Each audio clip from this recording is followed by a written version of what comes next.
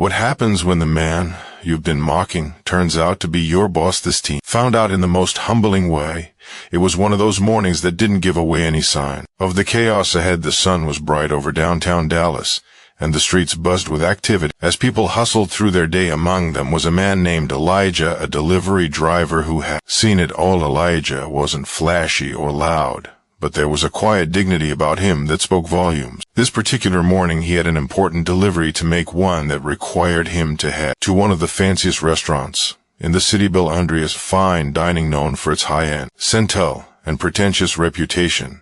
It wasn't the type of place Elijah usually lingered in, but today duty called. His truck rumbled into the back alley of the restaurant where deliveries were typically dropped off. The place had an air of exclusivity. Even in the loading area, large silver doors marked staff only stood tall, almost daring anyone who didn't belong to step through. Elijah grabbed the invoice clipboard, slid his gloves on, and carefully stacked the boxes of organic produce and specialty seafood onto his dolly. As he wheeled the load toward the entrance, he heard faint laughter from inside. It was the kind of laughter that made your chest tighten, a mixture of ridicule and superiority. Elijah shook his head lightly. He was no stranger to being underestimated or judged, but he wasn't about to let it rattle him. He knocked twice on the steel door and waited. When it opened, a young man in a crisp white chef's jacket stared at him like he was some kind of inconvenience. Behind him, two other staff members peeked out, one stifling a chuckle and the other rolling her eyes. Deliveries are supposed to come earlier. The young man snapped, his tone dripping with annoyance. Elijah calmly held up the invoice. I'm right on schedule, sir. Fresh seafood from Gulf Coast imports and the organic greens you requested. The chef waved him off. Whatever, just bring it in and don't block the kitchen entrance. As Elijah pushed his dolly inside, he noticed more staff turning their heads to glance at him, their expression ranging from amused to condescending. Someone muttered under their breath, guess the company sends just anyone to places like this.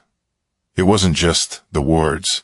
It was the tone, that mocking, dismissive tone that said more than any insult could. Elijah kept moving, unloading the boxes carefully, his hands steady, even though their words lingered in the air like a bad smell. But Elijah didn't flinch, not yet. He knew something they didn't, and it was only a matter of time before everything changed. As Elijah maneuvered the dolly deeper into the restaurant, he couldn't help but take in the surroundings. Bel Andrea's fine dining was as extravagant as the rumors. Fled crystal chandelier hung from the ceiling, casting a golden glow on marble floors so polished you could see your reflection. The open kitchen gleamed with stainless steel appliances, and very corner of the place screamed wealth. But beneath the pristine surface was something far less polished. Elijah noticed the way the staff moved, quick and efficient, yes, but with an air of self-importance that didn't sit right. These weren't people proud of their work, they were proud of their hierarchy. And right now, Elijah was at the bottom of it. Make sure you're not blocking the chef station, barked a woman wearing a sharp black suit. She didn't even look up from her clipboard as she walked by. Yes, ma'am, Elijah replied, his tone polite but firm. He didn't mind following instructions, but he could feel her gaze linger, scrutinizing him as if she were searching for a reason to dismiss him. Nearby, two waiters stood at the edge of the dining area, folding napkins and whispering.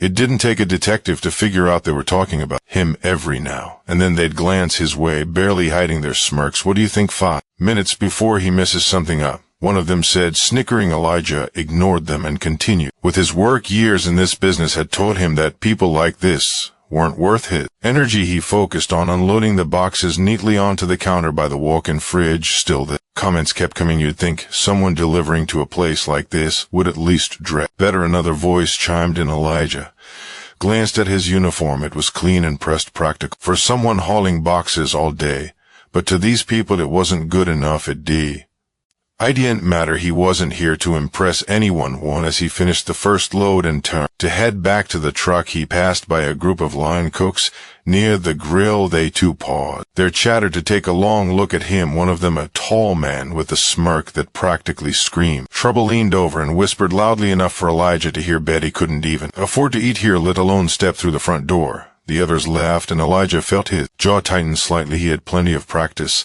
letting things slide, but this was starting to push the limit. Still, he kept his composure and made his way back outside for the next load. But the worst was yet to come. Inside, the mocking laughter grew louder, and Elijah could feel their eyes on him like he was some sort of spectacle. Elijah returned to his truck, loading the second set of boxes onto his dolly. The morning heat was creeping in, and the sweat on his brow mixed with the dust from the alley. But as he pushed the dolly back toward the kitchen doors, he could still hear the faint laughter echoing from inside. They hadn't even tried to lower their voices when he re-entered the kitchen. The head chef, a sharp-featured man named Damien, stood by the counter, inspecting the ingredients Elijah had already delivered. He turned his nose up slightly as he picked up a crate of seafood. "Is this the best they could send?" Damon muttered, just loud enough for Elijah to hear. Elijah paused for a moment. "If there's an issue with the quality, I can call the supplier."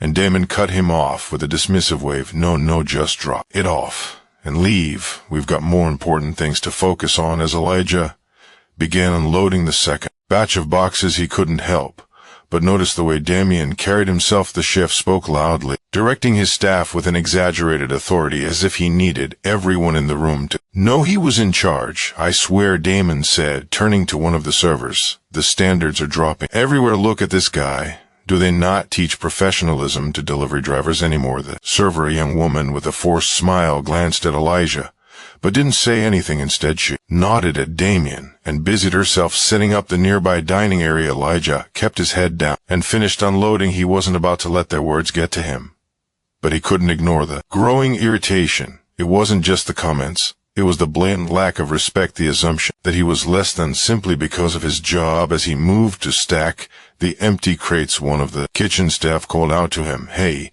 delivery guy, you missed a box." Elijah turned confused because he was certain he hadn't. The staff member pointed to a crate sitting near the door, working as he did. Elijah walked over and bent down to pick it up, only to realize it was empty. Another round of laughter rippled through the kitchen. "Just messing with you, man," the guy said, slapping his knee. "Relax a little." Elijah didn't respond. Instead, he placed the empty crate BACK down and finished his work without another word. Inside, his patience was wearing thin, but he reminded himself of why he was here. He had a job to do, and a point to make, even if they didn't know it yet. When the delivery was finally complete, Elijah handed the signed invoice to Damien. The chef didn't even look at him as he scrawled his signature across the paper. "You can go now," Damon said curtly, not bothering with a thank you. Elijah paused for a moment, his eyes steady. "Have a good day," he said evenly before turning and heading back to his truck. But just as he reached the door, one of the waiters muttered under his breath, "Yeah, go back to wherever you came from." That was it. Elijah stopped in his tracks, his hand resting on the door handle. For a brief moment, the room fell silent. All eyes were on him. Elijah turned slowly, his gaze meeting the waiter. There was no anger in his expression, just a calm confidence that immediately silenced the smirk and whispers. "I came here," Elijah said, his voice steady, "to deliver something you clearly need more of respect." The room stayed quiet as Elijah walked out, but the real surprise was still waiting, and it was only a matter of time before they realized who he really was. Elijah leaned against the side of his truck, taking a moment to catch his breath. The delivery was done, but the weight of the morning lingered. He'd been in similar situations countless times, but something about today felt different. Maybe it was the way they all seemed so comfortable in their assumptions, so blind to the possibility that he was more than what they saw. He glanced at the restaurant's grand facade, the name Bel Andreas etched in elegant gold letters above the entrance. It was surreal. Really, just a few weeks ago, he had signed the final papers that made him the owner of this place, a bold step in his growing empire of fine dining establishments. But Elijah's journey to this moment wasn't one of privilege or shortcuts. It was built on years of sweat, sacrifice, and a relentless drive to prove himself. He grew up in a small town in Louisiana where opportunities were scarce and expectations for someone like him were even scarcer. His parents worked tirelessly, instilling in him the value of hard work and integrity. Elijah had started as a dishwasher in a local diner when he was just 16. Back then he'd watched the cooks and servers with fascination, dreaming of the day he could create something bigger, something extraordinary. Over the years he climbed the ladder, moving from kitchen staff to manager, and eventually he saved enough to open his first restaurant. It wasn't flashy, but it was his, and from there his vision only grew. When the opportunity to buy Bel Andreas came up, Elijah didn't hesitate. He knew it was a risk, but he also knew what this place could become. Under his leadership, the restaurant had a reputation for exclusivity, but Elijah saw potential beyond the surface. He wanted to turn it into something more, an establishment where everyone felt valued, from the guests to the staff to the people making deliveries. But the transition wasn't going to be easy. Elijah had chosen not to announce his ownership immediately, opting instead to observe the culture firsthand. He wanted to see how the staff operated. When they thought no one was watching, what he saw this morning only confirmed what he suspected. Change was long overdue. Elijah climbed back into his truck and made a few notes on his tablet, preparing for the meeting he had scheduled with the staff later that afternoon. He'd kept the announcement of his arrival vague, telling the manager to gather everyone in the dining room at 3:00 p.m. He thought about the chef de man and the way he carried himself, how quick he was to judge and dismiss. He thought about the waiters, the kitchen staff, and the manager who barely acknowledged him. Elijah did feel anger toward them. He felt something deeper, a sense of disappointment in how easily people fell into patterns of prejudice and disrespect. By the time he drove away from the restaurant, Elijah had made up his mind. The meeting wouldn't just be about introduction, it would be about setting the tone for what Bel Andreas would stand for moving forward. Respect, humility, and equality weren't just buzzwords to him. They were the foundation of everything he believed in. And in a few short hours they were about to find out exactly who Elijah was and why he was there. The clock struck 3:00 p.m., and the staff began to gather in the main dining room of Bel Andreas Fine Dining. As Ohm looked curious, others annoyed. Damien leaned against a table, arms crossed, his expression a mixture of irritation and boredom. "What's this about?" he muttered to one of the servers. "We're slammed tonight, and now we have to sit through a meeting." The restaurant manager, a middle-aged man named Greg, stood near the entrance, looking unusually nervous. He had been told to assemble everyone, but even he didn't know exactly why. All he had been told was that the new owner would be arriving today, and this meeting was mandatory. As the staff settled in, the doors to the dining room opened, and in walked Elijah, still dressed in the same uniform he'd worn that morning. For a moment the room was silent, the staff exchanging confused glances. Damien let out a short laugh, shaking his head. "You've got to be kidding me," he muttered under his breath. Elijah walked to the center of the room, his calm demeanor unchanged.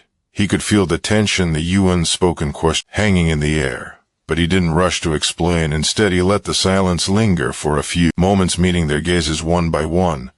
Finally, Greg cleared his throat, breaking the awkward quiet. Elijah, what are you doing here? This meeting is for staff." Only Elijah smiled faintly, his voice steady but firm. "I know, Greg, that's why I'm here." Damon rolled his eyes. "Look, if this is about the delivery earlier, can we just move on? We have actual work to do." Elijah turned his attention to Damien, his gaze steady. "You're right, Chef Damon. This is about the delivery, and it's about a lot more than that." Damon raised an eyebrow, but before he could respond, Elijah continued, "Let me introduce myself properly. My name is Elijah Reynolds, and as of 3 weeks ago, I'm the new owner of Bel Andreas Fine Dining." The room fell silent again, but this time the air was thick with shock. Damon's smirk vanished, replaced by wide-eyed disbelief. The servers exchanged stunned looks, and Greg's face turned pale. "You," Damon finally managed to say, his voice almost a whisper, "you're the owner." "That's right," Elijah said, his tone even. "And before you say anything else, I want you to understand something. This isn't about me flaunting my title or putting anyone in their place. This is about respect." He paused, letting his words sink in. "I spent the morning observing how this team operates. I saw the way you treated me because you assumed I was just a delivery driver. And I want you to think about what that says, not about me, but about you." Damon opened his mouth to respond, but quickly shut it again. The servers looked down at the floor, suddenly finding their shoes fascinating. Elijah continued, his voice carrying a quiet strength. "You judged me before you even knew who I was. You made assumptions based on how I looked, what I was wearing, and the job I was doing, and that behavior. It doesn't just hurt me. It hurts this restaurant. It hurts the culture we're trying to build here." The room stayed silent as Elijah's words hung in the air. He looked around, meeting their eyes again.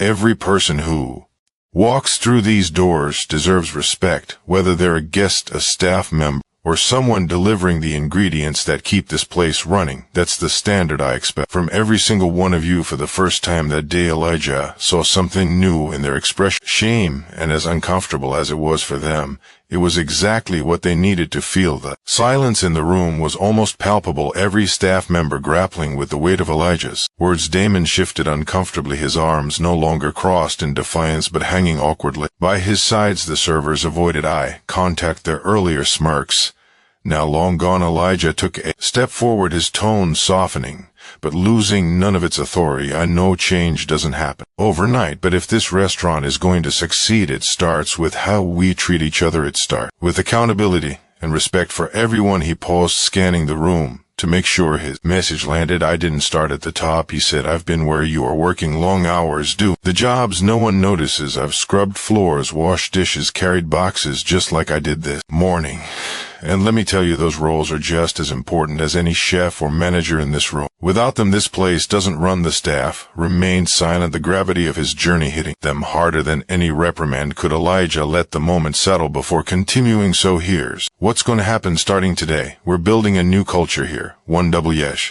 Every role is respected, where assumptions and judgments have no place, and if anyone thinks they can't be part of that, this isn't the right team for you. His words were met with quiet nods, some staff members murmuring apologies under their breath. Damon finally spoke up, his voice hesitant. I didn't mean to be disrespectful.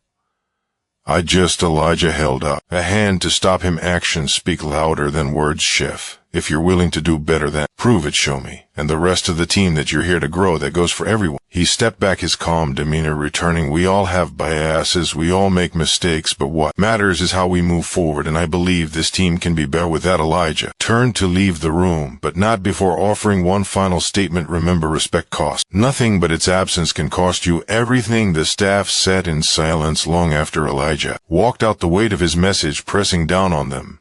And for the first time in years, Bel Andrea's fine dining felt like it might finally live up to its name. This story is just about a restaurant. It's about all of us. How often do we make assumptions about someone without knowing their story? How often do we let pride or prejudice cloud our judgment? Let's do better, whether it's in our workplaces, our communities, or even in our daily interaction. Respect and kindness don't just change lives, they build bridges.